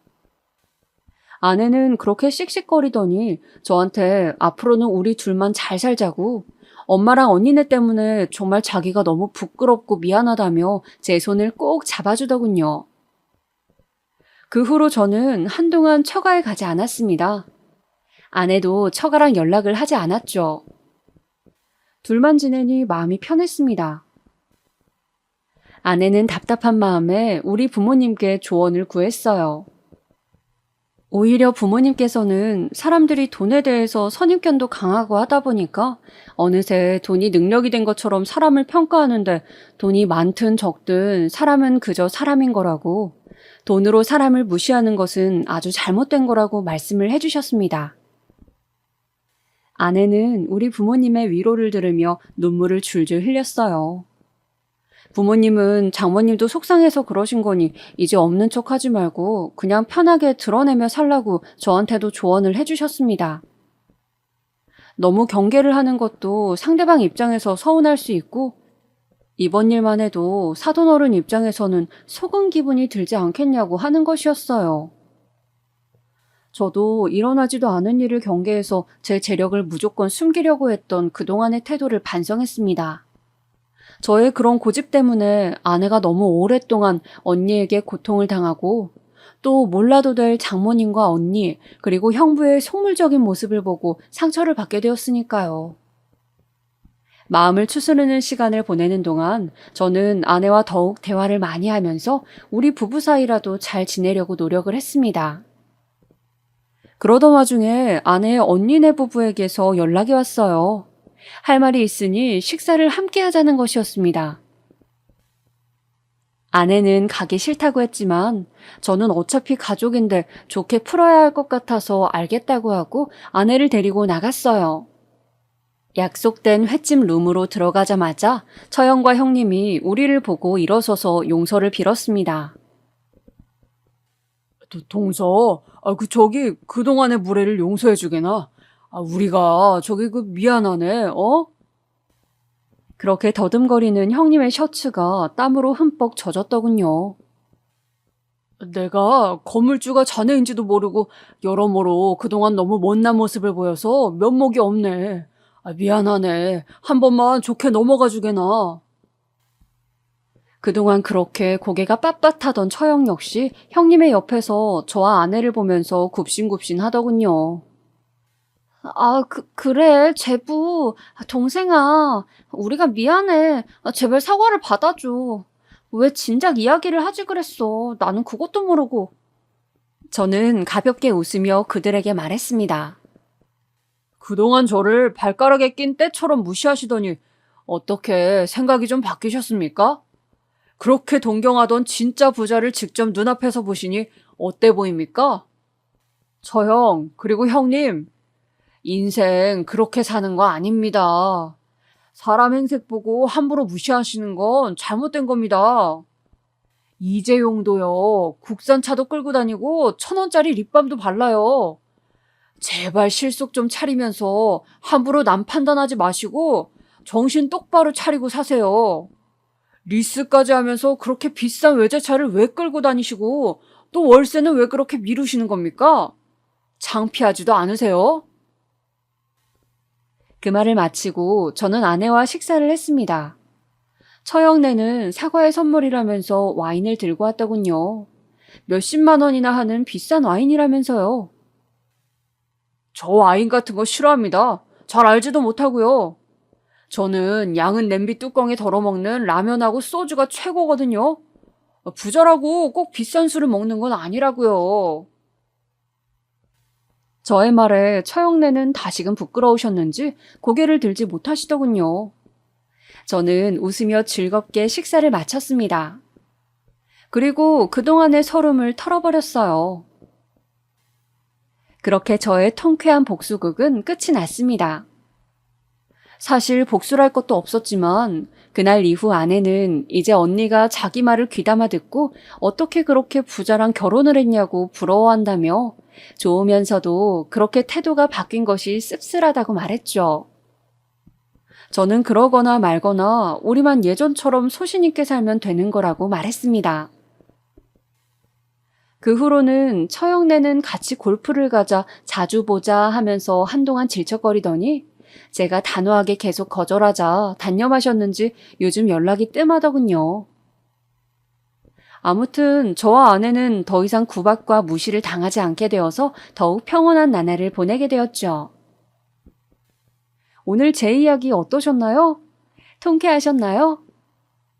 제 사연을 들으시는 여러분들도 혹시 옷차림이나 눈에 보이는 집이나 차로 무시당한 경험이 있으신가요? 여러분이 돈이 있든 없든 제가 확실히 말씀드릴 수 있는 것은 그런 것으로 사람을 무시하는 사람은 어차피 필요 없는 사람이니 그런 사람 말고 있는 그대로의 나라는 사람의 가치를 알아봐주는 사람들을 곁에 두라는 것입니다. 하나를 보면 열을 안다고 그 사람이 이상한 게 확실하거든요. 짧다면 짧고 길다면 긴 인생길인데 괜히 의미 없는 사람들에게 에너지 쓸 필요가 있겠어요? 저는 앞으로도 열심히 회사를 다니며 제가 정직하게 땀 흘려 번 돈의 가치를 몸에 새기고 사회에 도움이 되고 우리 아이들에게 올바른 삶의 길을 보여줄 수 있는 사람이 될 수 있도록 노력할 것입니다. 이제 곧 낙엽이 알록달록 떨어지고 나면 흰 눈이 내리는 겨울이 오겠죠. 그리고 올해가 곧 끝나겠죠. 그런 자연의 흐름을 보면 사람이 사는 세상의 복잡한 일들도 다 별 대단한 것이 아니라는 생각이 들어요.